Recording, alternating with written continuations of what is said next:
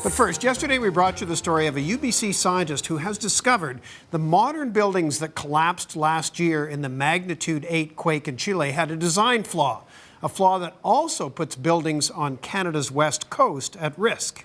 Well, today we have the story of a team of researchers from Toronto with an invention designed to make sure the building you're in doesn't collapse during a big quake.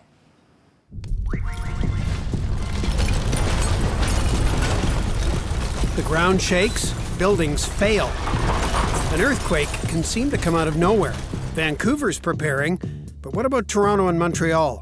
We tend to forget that these are active seismic regions. With big skylines, a serious earthquake here would mean catastrophe. We haven't had any major earthquake in this region in the past 100 years when most of the built environment has developed. Shaking only causes damage and kills people when the structures that people are occupying collapse. The problem is today's buildings are not built to withstand the types of quakes seismologists know could happen here. That's why today at the University of Toronto, this team of structural engineers is testing a new invention that could keep those buildings standing. This is the first time that we're testing this dynamically in real time.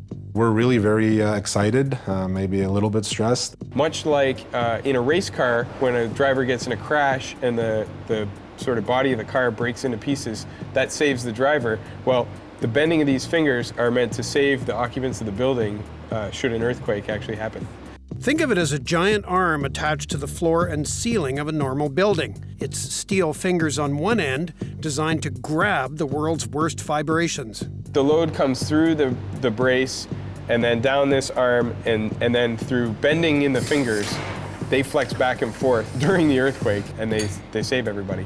When earthquakes shake buildings, the upper floors sway and put strain on supporting columns and beams. If they break, the building can collapse. It's the bending of these fingers that is meant to dissipate the seismic energy and protect the occupants of the building. That's what it's supposed to do. Today, they'll put it to the test for the very first time.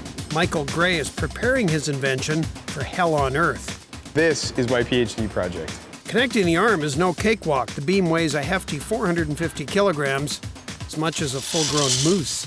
What we have to first do is attach the ropes for the crane, and then we're going to lift it, put it into its position. The building will be bombarded with forces as strong as you would have felt if you'd been about 40 kilometers away from the epicenter of Haiti's devastating 7.0 quake.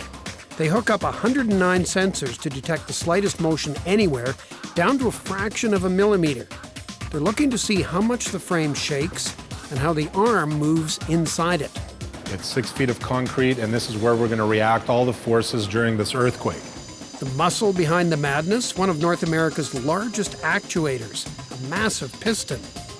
With the beam and sensors connected, they clear the floor to watch the first test from above. Okay, we're going to start the test in 3, 2, 1.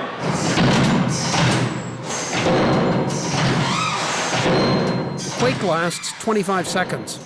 That may seem short, but it's very real.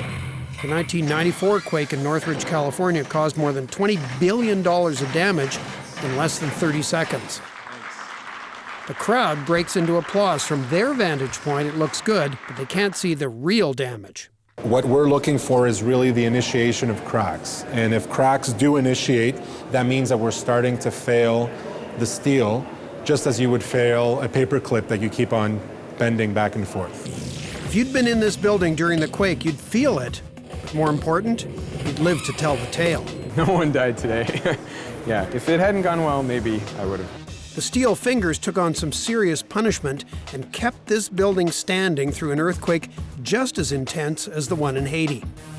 It's a great first, and they're already thinking about the second. Repeatability is a big thing. It's not about doing it once. They've already had interest from other engineers looking for new ways to make future buildings more rugged.